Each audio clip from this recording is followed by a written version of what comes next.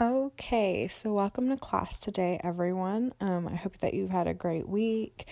I hope that you all are just doing really well and enjoying your time at home right now. Today, we will be discussing in class stage terms and stage types. So, some of this may be really rudimentary. You may already know it, but kind of just hang in there. I guarantee you that there's something in here that you do not know. So, just hang in here and listen and learn a little bit more about this kind of stuff because it's really important to know whenever you get into acting on bigger stages and more professional productions, that kind of thing.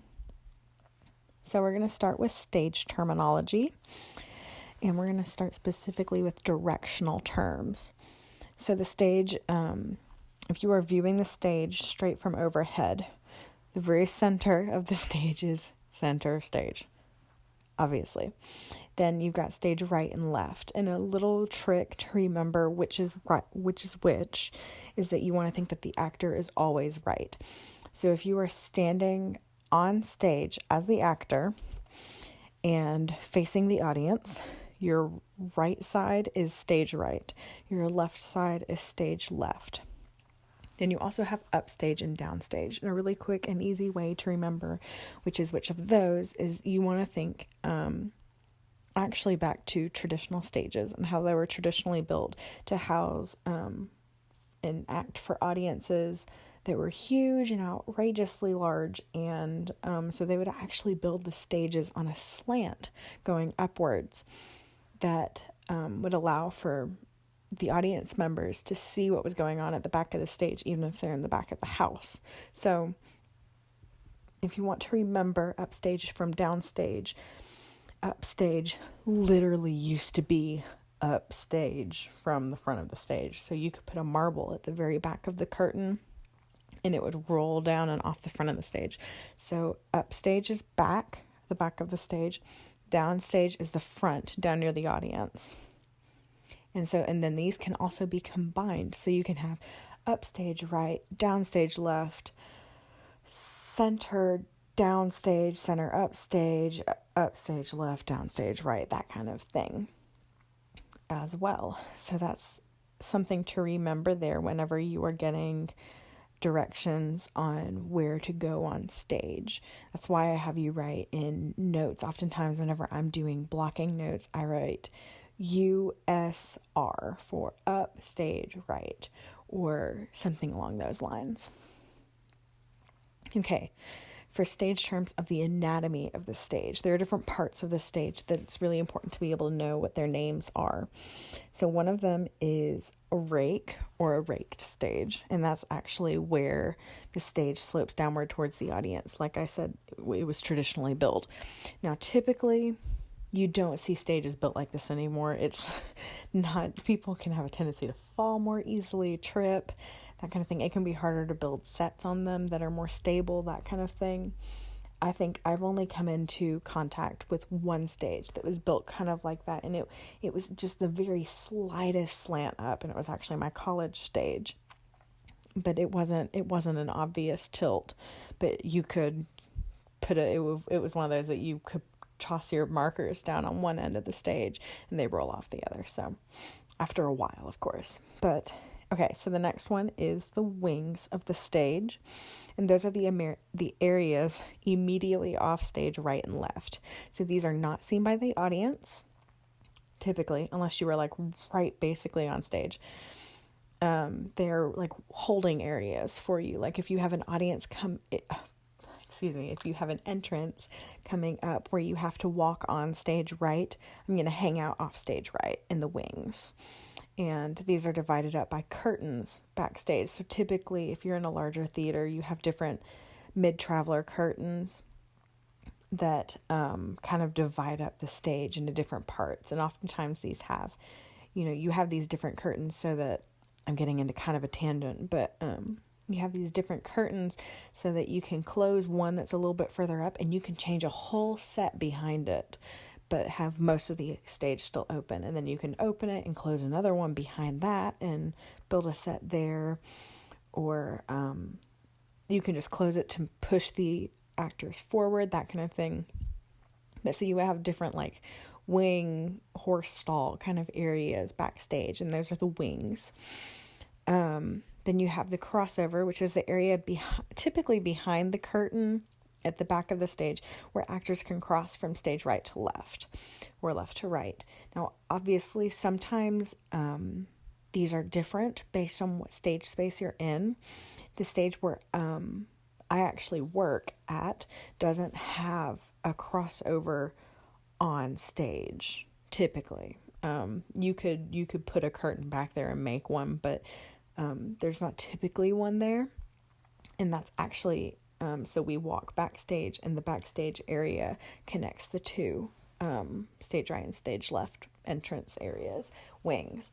And so you would just walk across the backstage area. You wouldn't walk across the crossover. But there are other theaters that have a crossover. A really important thing to remember with crossovers is that if there is a curtain that is dividing you from the audience, you want to make sure that as you're walking backstage, you do not get close to it. Because sometimes just your walking can make them ripple and move, and it makes it obvious to the audience that there's someone behind the curtain. So you want to make sure that you don't walk back there too close to the curtain. You can just keep your distance and try not to like run. So unless, of course, you have like a quick change or something. But, okay. And then the pit is typically at the front of the stage, on the floor, or in the ground of the orchestra, for the orchestra to sit in. Obviously, sometimes these are not still present in theaters. I've seen a lot of theaters nowadays that do not have them. And instead they have alternative places for the orchestra to sit. Oftentimes, too, in several newer productions, you see the audience on stage, actually, or incorporated in the back of the stage or off to the sides, that kind of thing. They aren't always in the floor. Sometimes they're also in Broadway, especially, you'll see they're actually put underneath the stage. So you'll see, if you look really carefully, I actually just watched the other night SpongeBob the Musical on something. I can't remember what it was. I want to say it was like Nickelodeon or something. It was kind of absurd. I didn't expect to see a Broadway show on this channel, but I watched it, and their orchestra pit sat underneath the stage, but there was a section of stage, like a pathway, I guess, that circled around the outside of the pit. And so you could see the director, but you couldn't see the orchestra itself because they were underneath. So there are alternative pits in place nowadays. Okay, and then the house is where the audience sits. So when you hear someone say house is open, that means that people are being let into the audience space, and that you should not walk across the stage anymore if the curtain is open. Okay, and then you have the front of the house, which is the lobby area outside the theater space, where you can find tickets, will call, advanced seating, concessions, that kind of thing. And then this graphic that I'm showing you now, actually, it shows all of those different areas. So if you want to, you can pause it and take a look, kind of just take a better look at that and get an idea for all of that. Okay, and then we move into stage terms with theater types. So these are specific to different theater types. To start, the proscenium arch. I'm having a hard time speaking today. The proscenium arch is the frame at the front of the traditional stage spaces. So sometimes these are really ornate and detailed, and sometimes it's just like a literal frame. It makes a big box on the stage. And then you have the apron, which is normally a part of the proscenium stage that actually thrusts into the audience just a little bit further than the rest of the stage, kind of like a lip, to make sure that, you don't just fall off the stage. And it is normally in front of house tabs if house tabs are present. So then house tabs are the furthest downstage curtains separating the audience from the stage. So sometimes there's not a specific house tab. There's just one curtain. You typically see multiple curtains whenever you get into larger stage spaces. So once again, this is all variable dependent on your stage space or different stage spaces that you come into contact with. Then you have the safety curtain, which once again is not always a thing, but it protects the audience in the event of a fire on stage by dropping to cut them off from it. So it kind of like, I guess, gives you time to get off stage. You also see it sometimes if there's an accident on stage and you're going to close out a theater. I had a friend of mine that went to see, oh my goodness, I think it was like Spider-Man on Broadway once, and one of the actors got really badly injured in the middle of the show. It was a hydraulics stage piece accident, and they had to shut down the show and send everyone out. And so they dropped the safety curtain that cut everyone off so no one could see what was going on the stage as they were trying to get this guy out from where he was stuck and hurt while they let the audience out. So that way it gave everyone just a little bit of privacy, that kind of thing. Then you also have fly space, and this is the area above the acting space where you can actually store, and some stage spaces are built tall enough where you can store entire backdrops up there. You just like lift them straight up into the ceiling. Then you can store lighting equipment, that kind of stuff up there. And then it can also be used when actors have to fly in productions. For instance, Mary Poppins, the musical by Disney, Mary Poppins flies away at the end of it, holding her umbrella. So that would typically, you would hook her into a fly system and she would just float away up into the top of the stage space. You see it in Peter Pan a lot. But those kind of shows, you see the fly space used. It can really lend itself to some really cool productions. Okay, and so then the next graphic that I'm showing you is actually the another example kind of graphic of the this is a proscenium stage, but it is the different terms laid out on one. So you've got the apron, the audience, the safety curtain that's up in the fly space, so you don't see the safety curtain, it's just hanging out up there. And the house tabs are the curtains that close at the very, very front of the stage, if you have them. Otherwise you might just have a front curtain. Okay, so then we go into different stage types. So this is really cool and interesting. At least I think so. So the first one we've already kind of mentioned it before, but you have the proscenium stage. This is most common kind of stage setup, and it has a frame boxing the proscenium arch, boxing the stage aside for viewing. So it kind of creates like a frame, kind of like if you're watching TV, it's confined to the TV square or rectangle. So it kind of creates that on stage.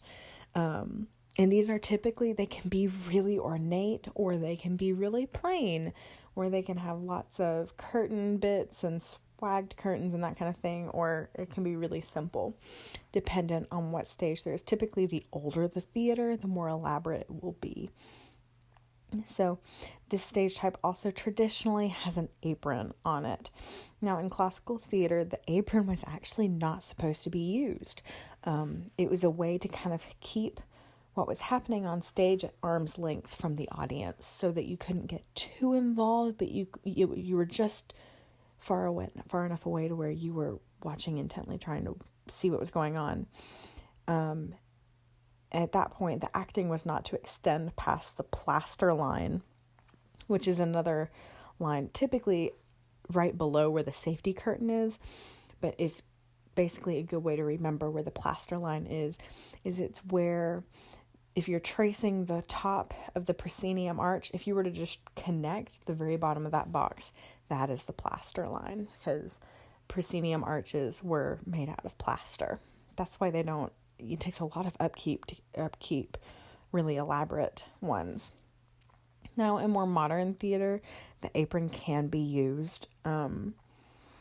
It is a director's choice if they want to use it. And sometimes they use it if you have a more modern production, and sometimes if you're doing a really classic production play, that kind of thing, you're going to not use it if for the integrity of the production, that kind of thing. But it's a director's choice. Okay, so then we have some local examples. We have two really good local examples of proscenium theaters right here in Knoxville. If you go downtown there, you can walk between the two. And the first one is the Tennessee Theater, obviously.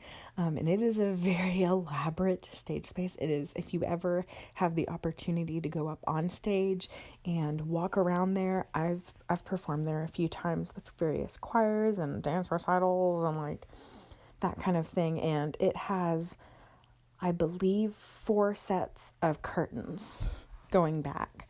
It's either 4 or 5. And so you've got all that wing space. It's got fly space. You can shoot whole backdrops up into the ceiling. But it has a very traditional proscenium arch going all the way around that's very ornate. And in the photo here, this is their, oh my goodness, I'm blanking. This is their house tabs that you see in the curtain there. It's that very front, very ornate curtain that is really just closed to be more fancy than a black curtain whenever the audience is coming in. Okay, and then the next local example is the Bijou Theater, kind of across the street and down the way. It's also very old. It's a very square proscenium arch theater. So we've got an example photo there of that. So moving on to the next kind of theater is the thrust stage. And it's very similar to the proscenium stage, except it just has an extended apron that juts into the audience, so much so that there is seating all around it. So this is kind of interesting. I have a diagram here of that option, and it's kind of turned sideways there so that you've got the stage acting space is the stage house, then the stage expands in the audience, and then you've got seating all around. It's not always kind of that, not directly square, but like cut off square shape. It can be a circle going out into the audience. It can be a complete square. It can be that shape. It can be kind of whatever, as long as it has a part that juts out straight into the audience. That's what you're looking for with a thrust theater. So the pros of this kind of stage is that it can make the show a little bit more intimate than a proscenium stage, because a typical proscenium stage is very, distant from the audience. So the closer that the actor can get to the audience, the closer it brings in the actor to the storyline. So it can make the show a little bit more intimate and draw in the audience. However, the closer that you get to the audience, the harder it is to block and direct. And you're going to see this as a trend as we discuss the next few stage types. And you must cater to those, even in like the worst seats. If you're sitting in the very front corner of the stage, nestled between the main stage space and the thrust of the stage, then you still have to be able to see what's going on the very, very front of the thrust stage. So directors use a lot of diagonal lines whenever they're blocking, that kind of thing. All right, and then we've got 2 examples of a thrust stage.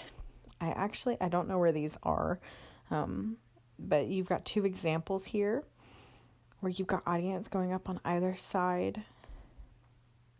And one of them you'll notice is quite longer than the second one, is quite longer than the first.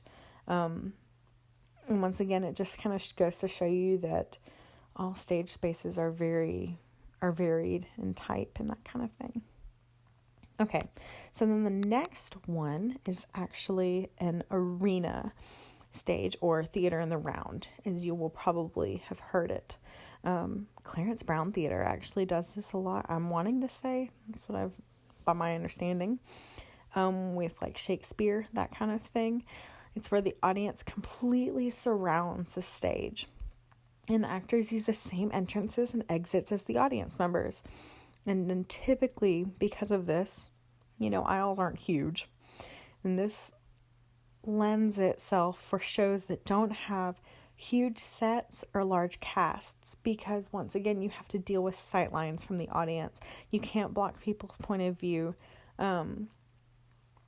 Coming from someone, I just did a show here this last season that was on kind of a thrust round situation. It was very much so a flexible space that we're going to get to, but it had a huge portion of the stage in the front that jutted out into the audience, and it was really hard to act, and because you want to, not turn your back on the audience, but your audience is also behind you, so at all times. So it's hard to act in those kind of spaces. So that's something that you have to keep in mind.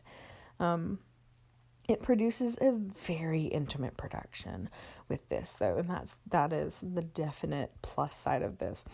Some shows just do really, really well in Theater in the Round. The cons, as I said, it makes it much harder to block and direct because you have to cater those even in the worst of seats. Directors also rely on a lot of diagonals when blocking, and something that I hadn't mentioned yet, stage directions that we just discussed earlier have to be completely thrown out the window because you don't have an upstage and a downstage, stage right, stage left anymore. You are in a circular stage. So oftentimes dependent on your director, they'll either use like compass directions, north, south, east, west, or they might designate one side as your traditional audience that will help you directionally walk around the stage, that kind of thing. But it just kind of depends. So we have 2 examples of Theater in the Round or arena stages. The second photo there actually is a black box theater that we're going to get into here in a little bit. But just remember that as an example there. Okay, so let me get into the flexible stages. So the flexible stage is, it's really weird. I've never enjoyed doing work in flexible staging, but I can understand the pull of it. It's an acting space that is completely flexible and has no specifically defined limitations on it. It's used outdoors a lot, and it can shift as the show progresses. I have this diagram here that shows, you've got a stage area and then you've got this whole jutting out area up at the top there that it just makes it super flexible. There's not like a square box that you're following, that kind of thing. Once again, it makes it a more intimate experience, a little bit more interesting to the audience because they never know where they're going to walk. But again, it can make it difficult to block and direct for the same reasons as every other stage. In this, though, black box theaters are also included in this type of staging. And I'm going to talk a little bit about them in the next slide here. So, black box theaters are a blank stage space. And they are this way because they have removable seating, typically on like risers that you take up and down. So you can change the shape of the stage as you wish for different productions, different shows, different concerts, that kind of thing. And it's typically accompanied by a more minimalistic set design. Just because you don't have a huge stage that you're working with, it can produce very unique and interesting shows.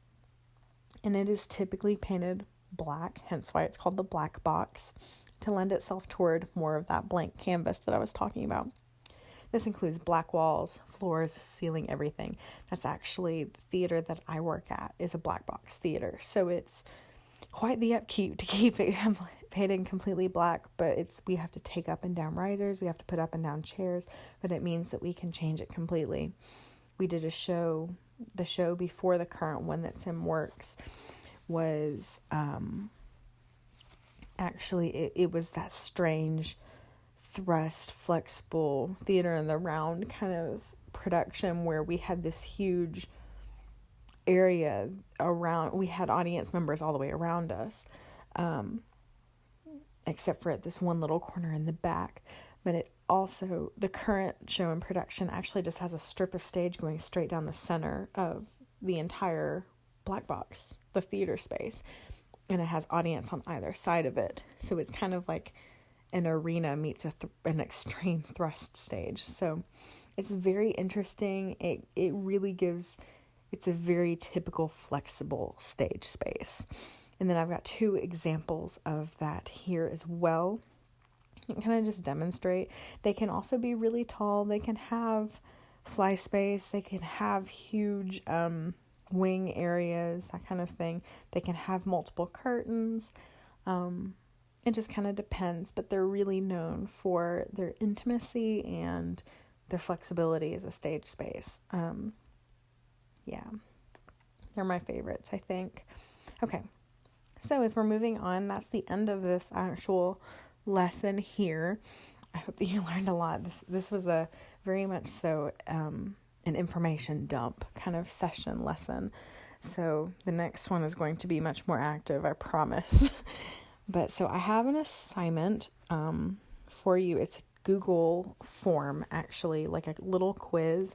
And that just kind of quizzes you on some of these terms. Because as I said, it's really important that you know these, especially as you get into bigger theaters. I can't tell you how many times people have like run backstage talking about, oh my gosh, well, the set piece on stage, upstage right, is falling apart. We have to get people out there now, and that kind of thing. And so it helps to know what is going on, the different parts of the stage, the different words for different things, that kind of thing. It just helps to be more informed about the history and the logistics of the theater. It helps you be a better actor. So I have this little quiz. I'm not like grading you on it, obviously, but it's just nice to know kind of what you gathered, if there was anything that we had general confusion on, that kind of thing. That I will link in the email that I sent to you all earlier. So go ahead and check that out and fill it out, and I will see you all next week then. So thank you all so much, and I hope that you all have a really good week and enjoy yourselves at home. All right, bye.